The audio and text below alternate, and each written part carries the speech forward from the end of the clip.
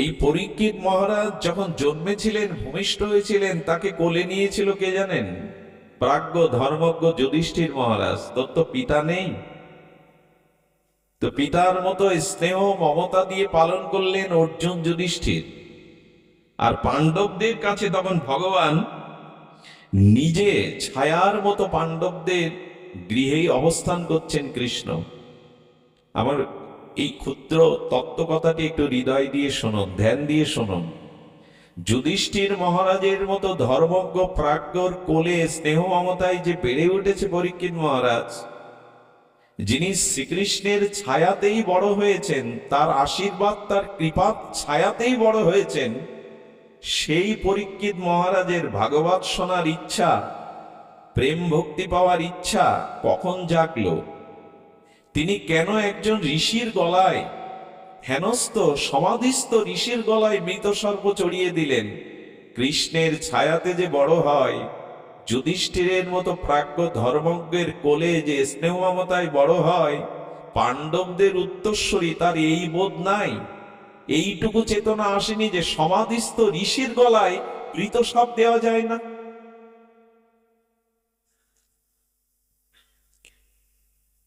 এবং এই অভিশাপ থেকেও মুক্তির জন্য কৃষ্ণ নন, যুধিষ্ঠির নন, সেই সময় তিনি ছিল সুখদেব গোস্বামীকে গুরু রূপে বরণ করে যখন শিষ্য রূপে বাণী গ্রহণ করলেন, কৃপা গ্রহণ করলেন, তখনই তার অনুভব এলো আমি জীবনে ভুল করেছি, এবং সপ্তদিনের এই পরমায়ু দিয়ে দুর্লভ গোবিন্দ চরণ কি করে পাওয়া যায়। আমার বলবার অভিপ্রায় হলো এই, যে সদ্গুরু রূপে ছিল সুখদেব গোস্বামীকে যতদিন বরণ করে সর্বস্ব সমর্পণ করেননি, ততদিন তার পূর্ণ প্রজ্ঞা, পূর্ণ প্রেম, পূর্ণ ব্যাকুলতা, পূর্ণ ভগবত প্রাপ্তির দুয়ার খোলেনি। কৃষ্ণ থাকতেও খোলেনি, যুধিষ্ঠির থাকতেও খোলেনি। সদ্গুরুদেবের সুখদেব গোস্বামীর চরণে পূর্ণ সমর্পিত ভাব দ্বারা তিনি গোবিন্দ পেলেন, পূর্ণ প্রেম পেলেন। এটাই প্রমাণ করে, এটাই প্রমাণ করে গুরু কৃপা চায়। খুব মার্মিক দুটি দৃষ্টান্ত। এই জন্য সদ্গুরুদেব কেন ভগবান, অকপট ভগবানের থেকে আরো মহিমা, শুনুন তাহলে। খুব মার্মিক কথা। আমাদের এই অষ্টধা প্রকৃতি ভেদ করে, আমাদের এই সাংসারিক মায়াময় দুঃখ কষ্ট আত্মনাদ ভগবানের চরণে পৌঁছায় না। খুব ধ্যান দিতে হবে এই শব্দটার দিকে। আপনি আমি এখানে ত্রিতাপ-দগ্ধিত জীব, জরা মৃত্যু ব্যাধি কর্মফলের অভিশাপে ক্রন্দন করে যখন ভগবানকে জানাই, এটি অষ্ট প্রকৃতি ভেদ করে ভগবানের কাছে পৌঁছায় না। বলে তাহলে প্রার্থনা করে লাভ কি? সেই অভয় চরণাবিন্দ চরণে আমাদের প্রার্থনা আকুতি জানিয়ে লাভ কি? ভগবান তখন নিত্য ধাম হতে, স্বরূপ ধাম হতে চিন্তা করলেন, যেই জীবের দুঃখ দুর্দশা, জন্ম মৃত্যু জরা ব্যাধির কর্মফলে নিদারুণ অভিশাপ ভোগ করছে এই জীবগুলি, আত্মজ্ঞান শূন্য হয়ে, ভজন শূন্য হয়ে, ত্রিগুণ মায়ায় আবদ্ধ হয়ে এরা দুঃখ কষ্টে আর্তনাদ করছে। চারিদিকে তাকিয়ে দেখুন আজকে আর্তনাদ। ত্রিতাপ দগ্ধিত মায়াবদ্ধ জীবের এই সংসারে কত জ্বালা মালা আদি ব্যাধি যন্ত্রণা, কিন্তু এই ডাক ভগবানের কাছে পৌঁছায় না, তো তাকে ডেকে লাভ কি? প্রার্থনা করে লাভ কি? ভগবান চিন্তা করলেন, জীবগুলি তো আমারই অংশ, জীব তো আমারই সন্তান, অমৃতের পুত্র। তাই ভগবান চিন্তা করলেন, ওদের ডাক, ওদের আরতি আমার কাছে পৌঁছাবে না, কিন্তু আমি যদি ওদের কৃপা করবার জন্য, করুণা করবার জন্য, সেই বিষময় জীবনে অমৃত দানের জন্য আমি নিত্যধামে বসে থাকতে পারি না। তাই ভগবান কারুণ্যে গুণে গুণাত্মক হয়ে, কারুণ্য ঘন ঘনাত্মক হয়ে গুরু রূপে নেমে আসেন এই জীবের দ্বারে করুণা করবার জন্য। শ্রীকৃষ্ণ সবসময় নেমে আসবে না, তার অবতার সবসময় হবে না, মহাপ্রভু সব যুগে আসবেন না, শ্রীরামচন্দ্র সবখানে আসবেন না, তো আমাদের দুঃখ দুর্দশা কে দূর করবে? তখনই স্বয়ং ভগবান জীবের দুঃখে কাতর হয়ে কারুণ্য ঘন ঘনাত্মক কেমন জানেন? আকাশে মেঘ থাকে, সব মেঘে বৃষ্টি হয় না, মেঘগুলো বাতাসে উড়ে উড়ে চলে যায়। কিন্তু মেঘগুলো যখন একত্রিত হয়ে ঘন ঘনত্ব রূপ নেয়, তখনই সেই মেঘ থেকে বৃষ্টি ঝরে। জীবের দুঃখে কাতর হয়ে জগৎগুরু শ্রীকৃষ্ণ ভগবান চিন্তা করলেন এই জীবের দুঃখ কষ্ট জরা ব্যাধি দুঃখ দুর্দশা দূর করবার জন্য তার হৃদয়ে যখন করুণার সৃষ্টি হয়, ওই করুণাটা আরো ঘন ঘনত্ব হয়ে করুণানিধি গুরু রূপে তিনি জগতে অবতীর্ণ হন। জীবের নিস্তার লাগি নন্দসুত হরি জগতে প্রকাশ হন গুরু রূপ ধরি। ভগবান সবসময় অবতারণ করেন না, কিন্তু সদ্গুরুদেব আমাদের দুয়ারে মহন্তের স্বভাবয় তারিতে পামর নিজ কার্য নাহি তবু জান পরঘর। সেই ভগবানেরই কারণ্য কান ঘনাত্মক শ্রীমূর্তি গুরু রূপে এসে তিনি নিজ কার্য নাই তবু আমাদের করুণা করবার জন্য দুয়ারে দুয়ারে চলে যান। এই জন্য অপ্রকট ভগবানের থেকে প্রকট গুরুদেবের করুণা আরো বেশি। এমন পতিত এমন তাপিত পীড়িত স্খলিত জীবের জন্য গুরু বিনা আর কে আছে? কিন্তু দুঃখ কোথায় জানেন? সদ্গুরুদেব পেয়েছি, শ্রীনাম পেয়েছি, রাগ ভজন ব্রজের পেয়েছি, কিন্তু অনুরাগ এলো না, ত্যাগ বৈরাগ্য এলো না। সত্যিকার অর্থে আমরা পরম্পরার কথা বলি, আমরা গর্ব করি আমার গুরুদেব শ্রীধাম বৃন্দাবনে আছেন, উনি বিশ্ব পাবন পদ রেণু। কিন্তু হলে কি হবে? প্রকৃত অর্থে যদি অনুরাগ না থাকে, ভজন না থাকে, তবে পেয়েও কি করব আমরা? তিনি তো করুণা করেছেন, কৃপা করেছেন, কিন্তু পাত্র হতে পারলাম কই? এই জন্য গুরু বিনা জগতে কেউ বন্ধু নাই। এটা ঘটনা মনে পড়ে, এক শ্রী গুরুদেব তার শিষ্যের সাথে বনপথে চলছিলেন। সন্ধ্যার আধার নেমে আসে, তাই বনপথ বিশ্রামের জন্য গুরু আর শিষ্য এক বৃক্ষতলে অবস্থান করেছিলেন। কিছু রাত্রিব্যাপী হরিকথা ভগবানের নাম রূপ লীলা জপ ধ্যানে কাটিয়ে দিলেন। মানুষ সারাদিন যা চিন্তা করে, যা ভাবে, স্বপ্নেতে তাই তো আসে। এই জন্য সাধুপুরুষদের ঘুমটা 2-4 ঘন্টা হলেই তার শরীরের বিশ্রাম পরিপূরণ হয়। আমার মতো বিষয়ী লোক 8 ঘন্টা 10 ঘন্টা ঘুমালেও শরীরে ক্লান্তি যায় না। কারণ সৎ চিন্তা করলে, সাত্ত্বিক চিন্তা করলে, ভগবত চিন্তা করলে, জীবের মঙ্গল চিন্তা করলে হৃদয়ে যে বিশ্রামটা হয়, তাতে অল্প ঘুমেও তার বিশ্রাম পরিপূর্ণ হয়।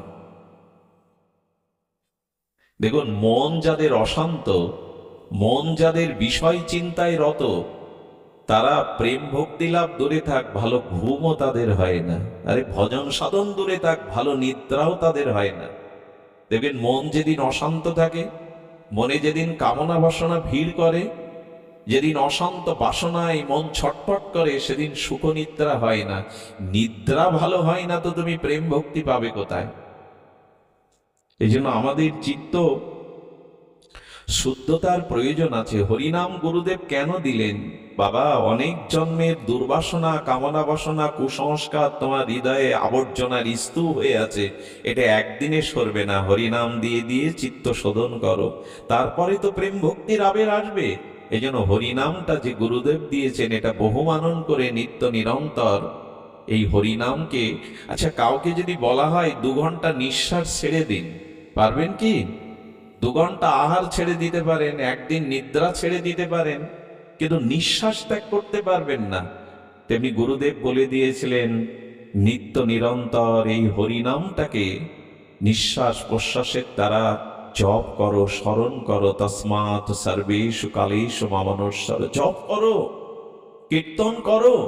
এই সংকীর্তন ধর্মে দ্বারা চিত্তরূপ দর্পণের দুর্বাসনা, কামনা বাসনা, আবর্জনা পরিষ্কার হবে, আর নির্মল চিত্তে তখন শ্রী ভগবানের লীলা নাম রূপ মাধুর্য প্রকাশ হবে। এই জন্য গুরুদেব যে হরিনাম দিয়েছেন, ওটা শুধু যন্ত্রের মতো 4 মালা 8 মালা 16 মালা টানতে হয়, যন্ত্রের মতো টানবেন না। গুরুদেবের আদেশকে আর গুরুদেবের উপদেশকে, গুরুদেবের দিব্য প্রসাদী হরিনামকে অনুরাগের সহিত জপ করবেন, তাহলে চিত্ত শুদ্ধ হয়, চিত্তে এত যন্ত্রণা থাকে না। সুধীবৃন্দ, শিষ্য ঘুমিয়ে পড়েছে, গুরুদেব বসে বসে ভগবানের চরণ চিন্তা করছে রাধারানীর। সত্য ঘটনা শুনুন, একটা বিষধর সাপ এলো খুব দ্রুত গতিতে, ফোঁস করতে করতে। আর গুরুদেব সামনে আছেন, কিন্তু তাকে এড়িয়ে শিষ্যকে যখন দংশন করতে গেছে, গুরুদেব বলছেন, রাখো, তুমি কাকে কাটতে এসছো, কাকে দংশন করতে এসছো? সর্প কি কথা বলে? কিন্তু এই পরমারাধ্য চিৎশক্তির অধিকারী গুরুদেব, তার ভাষা, প্রত্যেকটি প্রাণীর নিজস্ব ভাষা আছে, এটা ভগবান বা গুরুদেব বুঝতে পারেন। যদি না বুঝতে পারেন তো ঝাড়িকান জঙ্গলে মহাপ্রভুর ভাষা বাঘ কি করে বুঝলো? ও হে ব্যাঘ্র, কত জন্মের কত অপরাধে শপথ সংকল ব্যগ্র হয়েছে, একবার কৃষ্ণ কহ। বাঘ শুনবে মহাপ্রভুর কথা? বলে শুনেছিল, শুনে নৃত্যও করেছিল, কেঁদেও ছিল, প্রেমও পেয়েছিল। ভগবান এবং তার প্রিয় ভক্তদের অনুভূতি, পশু পাখির কথাও তারা বোঝে। গুরুদেবকে বললেন, গত জন্মে ও আমার পুত্রকে, অর্থাৎ আমার সর্পের একটি শাবককেও মেরে ফেলেছিল। আজ আমি সর্বজনীতে সেই অভিশাপ বহন করছি, ওকে কেটে যন্ত্রণা দিয়ে ওর মৃত্যুবরণ হলেই আমার শান্তি। সাপটি যখন এই পূর্বজন্মের অভিশাপের কথা বলছে, পরমাত্ম গুরুদেব বললেন, ও আমার আশ্রিত, আমার সন্তান, আমার সামনে তুমি ওকে কাটতে পারো না। বললেন, আমাকে ফিরাতে পারবেন না, আমি অভিশাপ বহন করছি, আমি নিষ্ঠুর। সর্প, নাগিনী এরা দয়া মায়া বোঝে না। অনেক সময় সাপের শাবককেও সাপ খেয়ে ফেলে, তাদের ডিমকেও খেয়ে ফেলে। বলেন, আমি সেই নিজ অভিশাপ বহন করছি, পুত্রের সেই আর্তনাদ অভিশাপ, ওকে দংশন করতে হবে। গুরুদেব হাত জোর করে যদি বললেন, ও জীবন যৌবন ইহকাল পরকাল সব আমার চরণে সমর্পিত হয়েছে, এখন তার দুঃখ, তার ব্যথা আমারই নেওয়ার কথা, কাটতে হয়, ওকে না কেটে তুমি আমাকে দংশন কর। গুরু বিনা তো বন্ধ নাই, গুরু বিনা কেউ দরদি নাই। আজ ওই মহাপুরুষগণ ব্রজে বসে ভজন করে কাদের জন্য? নিজেদের জন্য না, যারা তার চরণাশ্রয় করেছেন জগৎ জীবের জন্য। তাদের এই ভজন, এই নিষ্ঠা, এত কিছু জীবের কল্যাণের জন্য। সর্প হলেও মহাপুরুষের সংস্পর্শে বলছেন, ওর মৃত্যু আপনি কেন নেবেন, ওর যন্ত্রণা আপনি কেন নিতে যাবেন? বললেন, তার সর্বস্ব যে আমার চরণে সমর্পণ করেছে। সাপটি অবনত মস্তকে ফিরে গেল। আপনার মতো শ্রী গুরুদেবের কারণেই আজ তিনি রক্ষা পেলেন। গুরুদেব এমনি করে আমাদের কত অনর্থ থেকে, কত বিষ থেকে যে বাঁচান, আমরা দূর থেকে তা বুঝতে পারি না। সুধীবৃন্দ, তাই গুরুচরণে যথাযথ নিষ্ঠা আনুগত্য রাখবেন, গুরু ভক্তি যেন শিথিল না হয়। শ্রী গুরুপাদ পদ্মের ভক্তি যেন শিথিল না হয়। এই যে গুরুদেবের আবির্ভাব তিথি, এই শ্রীহট্ট বৈষ্ণব সংঘ কেন পালন করছেন? এর দ্বারা চরণাশ্রিত শিষ্যগণ, আপামর সকল অনুরাগী জন, সামাজিক জনের চিত্তে এই প্রবচনের দ্বারা, এই গুরু মহামহিমার দ্বারা, এই দিব্য চরিতাবলী কীর্তনের দ্বারা আমাদের শূন্য হৃদয় ভরে যাবে, পূর্ণতা পাবে গুরু ভক্তির মহিমায়, গুরু আনুগত্যের মহিমায়, গুরু সেবার মহিমায়। এই জন্য যেন শিথিলতা না আসে। সুধীবৃন্দ, দুঃখ এই জায়গায়, এ সংসারে আজ আমরা নখকে ভালোবাসি। দেখবেন অনেক মডেলিং যারা করে, নখেরও আদর করি আমরা। ভালো চুল, সেই চুলের মডেল করলেও তাতে আদর করি। জগৎগুরু হৃদয়ে হেসে বলেন, চুল বা নখ কি আদরের জিনিস, সৌন্দর্য প্রকাশের জিনিস? আজ ভগবান ভুলে, ভজন ভুলে কত বাহির সৌন্দর্যের দিকে আমাদের দৃষ্টি। নখ সুন্দর হতে পারে, ওটা বিষাক্ত। আচ্ছা, ঠাকুর ভোগের মধ্যে যদি একটা চুল খসে পড়ে, ওটার ভোগ লাগাবেন? অপবিত্র মনে করেন, অথচ ওইগুলি এখন আমাদের কাছে সৌন্দর্যের কারণ হয়ে গেছে। নখ চুলের সৌন্দর্য যে মানুষ আবিষ্ট হয়, তার দ্বারা ভগবত ভক্তি কি সম্ভব? জগতের দিকেই তো তার দৃষ্টি। সাধারণ পুরুষ যারা, মাদিস অবজন যারা, তারা স্ত্রী শরীরকে বড় প্রিয় মনে করে, তাদের সৌন্দর্যে জগতে বিমোহিত হয়ে আছে আমার মতো মাদিস মায়াবদ্ধ জীব। আবার অনেক রমণী সুদর্শন পুরুষের এই রক্ত মাংসের পিণ্ড শরীরের প্রতি তাদের আসক্তি, অথচ সচ্চিদানন্দ ভগবানের প্রতি, রাধারানীর প্রতি, গুরুদেবের প্রতি তাদের আসক্তি এলো না। এতে মঙ্গল চাই কি করে? কোন অধিকারে মঙ্গল চাই আমরা? শুনুন, যার দেহাবেশ আছে, যার দেহাবেশ আছে তার কৃষ্ণে আবেশ আসতে পারে না। কি দৃষ্টান্ত দেব আপনাদের? যে রাধারানীর মহাকিঙ্করী, এই বিশ্ববন্দিত পাবন বদরেণু যখনই ব্রজে যায়, সকলের একটা গতি থাকে বর্ষনার বাবাকে দর্শন করার। অবাক হতে হয়, যে থানটা পরে থাকে না, বিশ্ব যার চরণে লুটাচ্ছে। আজ বৃন্দাবনে আমি অবাক হয়ে গেলাম, উত্তরপ্রদেশের মুখ্যমন্ত্রী যোগী আদিত্যনাথ বাবার সামনে এসে আসনে বসতে চান না, নিচে বসেন। হেমা মালিনীর মতো এমন পরিচিত ভারতবর্ষের তিনি উত্তরপ্রদেশের এমএলএ, তিনি বাবার চরণে গিয়ে আনত হয়ে নিচেই প্রণাম করে বসে পড়েন। সমগ্র বৃন্দাবন, সমগ্র ব্রজমণ্ডল আজ ভূষণ করে রেখেছে আমাদের এই বাবাকে। অখণ্ড এই ভারত বুকে, এই বরিশালেই বাবার জন্ম। ভাবা যায়, এইসব মহাপুরুষগণ এসেছিলেন আমাদের এই বঙ্গদেশ ধন্য করতে। আমাদের রূপ সনাতনেরও কিন্তু তাদের আবির্ভাব এই বরিশালে। ফতেহাবাদ, যশোরে তারা ভজন করেছেন, পরে রামকেলিতে চলে গেছেন। মহাপ্রভুর চরণাশ্রয় করে তারা লুপ্ততীর্থ উদ্ধার ভক্তি সিদ্ধান্ত মঞ্জুষা জানাবার জন্য ব্রজে বাস করেছেন, কিন্তু তাদের আবির্ভাব এটা এই বঙ্গদেশ। তো বাবাজি মহারাজের কাছে যখন গেছি, দেখেছি ওই ছোট্ট কুঠিয়ার মধ্যে তার যে থান পরাটা না, এই থানটা অনেকদিন কাঁচা না। বলতে পারেন, যাদের সামনে বড় বড় মন্ত্রী মহোদয় গিয়ে হাত জোর করে ধুলা নেওয়ার জন্য ব্যস্ত হন, পরন দেখেছেন বাবার পরনের? একটা ব্রজের মোটা কাপড়ে থান মাঝে মাঝে গায়ে দেয়। কি ব্যাখ্যা করবেন এর? কেন দেন জানেন? ওই পরিক্রমা মার্গে বৃন্দাবনের ধুলি লেগে যায় বস্ত্রে, আর ওই ধুলিগুলোকে ব্রজ রেণু মনে করে, অনুরাগের প্রেম ভক্তি রেণু মনে করে কাপড়টাও ভালো করে ওই যে ব্রজ ধুলি মাখা তামাটে কাপড়টা পরে থাকে। কেন জানেন? ওই ধুলিতেই, ওই রেণুতেই রাধারানীর অনুরাগ মেশানো আছে। যদি ওই অনুরাগ আমাকে স্পর্শ করে,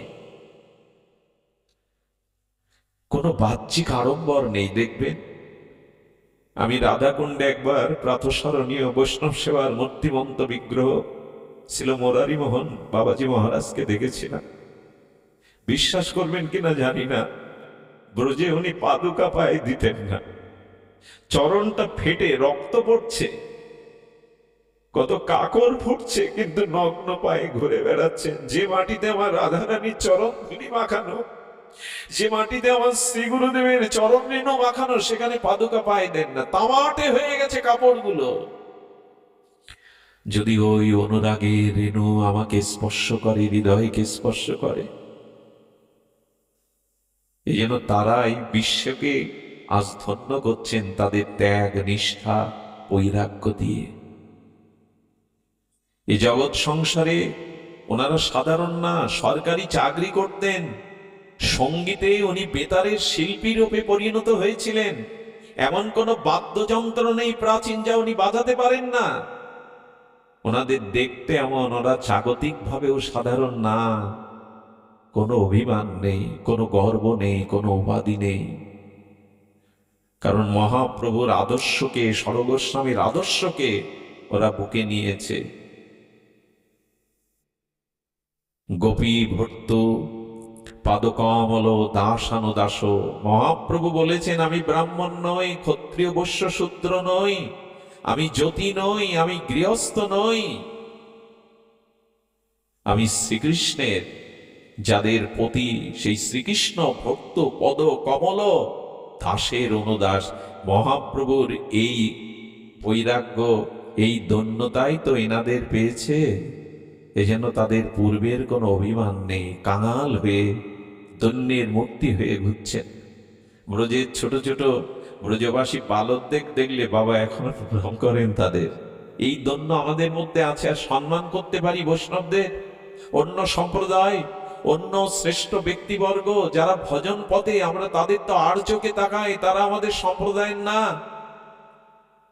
কেন এই বিভেদ, কেন এই দন্যের অভাব? চারিদিকে হিংসা, দলাদলি। এর কারণ দন্য নেই, আমাদের ভিতরে দীনতা নেই। তিনি ভক্তি ক্রমবিকাশের অন্তরায় যে ছোট্ট গ্রন্থটি লিখে জগৎকে আলোকিত করেছেন, ভজনের অনর্থ কি করে দূর হয়। এবং বাবার মহিমা বলতে হয়, উনি একটা সাক্ষাৎকারে এসে বলেছিলেন, লাইভে তো সবসময় আসেন না, এসে বলেছিলেন ওনাদের চিত্ত কত শুদ্ধ দেখুন। মদীয় গুরু মহারাজ তখন ব্রজানন্দ ঘেরায় ওই বসে বসে অন্তর্মনা হয়ে রাধারানীর চরণ চিন্তা করছে আর নাম জপ করছেন। আমাদের প্রাতঃস্মরণীয় বন্দনীয় চরণ ছিল বিনোদ বিহারী গুরুজি মহারাজ গেছেন, বাবাকে প্রণাম করার পরে উনি বলছেন, নিজ মুখে বলছেন যে আমি হঠাৎ শ্রবণ করলাম আমার নিজ সকর্ণে যে ইট কাঠ দেয়াল থেকে দিব্য নাম ধ্বনি হচ্ছে। আমি বললাম এটা আমার ভ্রম না তো, স্পষ্ট কান পেতে শুনলাম গুরু মহারাজের ঘরের ইট কাঠ থেকে দিব্য হরিনাম ধ্বনিত হচ্ছে। উনি নিজ মুখে বলছেন। কতটা চিত্ত শুদ্ধ হলে, কতটা অধিকারী হলে এরা চিন্ময় নামের ধ্বনি এভাবে শ্রবণ করতে পারেন। আমি বলছিলাম, আসুন এই শরীরকে আমরা যতই প্রসাদনী মাখাই, যতই সুগন্ধি মাখাই, 1-2 ঘন্টার পরে এই দুর্গন্ধটা প্রলেপ দিয়ে রাখা যায় না। অমেদ্য পূর্ণা কিরবি জাল সংকুলে স্বভাব দুর্গন্ধে বিনিন্দিনান্তরে রমন্তি মূঢ় বিরমন্তি পণ্ডিতা। ওগো চোখ দিয়ে, মুখ দিয়ে, নাসিকা দিয়ে, কর্ণ দুয়ার দিয়ে আর আমাদের নবদাঁত দিয়ে, লোমকূপের গোড়া দিয়ে সর্বদা দুর্গন্ধ বের হচ্ছে। এতে প্রসাদনী মাখিয়ে আর সুগন্ধ মাখিয়ে কতক্ষণ চেপে রাখবে এই দুর্গন্ধ? এই দুর্গন্ধময় অবেদ্যপূর্ণ কৃমি চাল মলমূত্রে নারী ভুড়ি ভরা এই শরীরের আসক্তি ত্যাগ করে গুরুচরণে আসক্তি দাও, রাধারানীর চরণে আসক্তি দাও। এছাড়া পথ খোলা নেই। না আমরা আটকে রয়েছি আমার মতো মাদি সজীব এই দেহের অসুখ সৌন্দর্যে।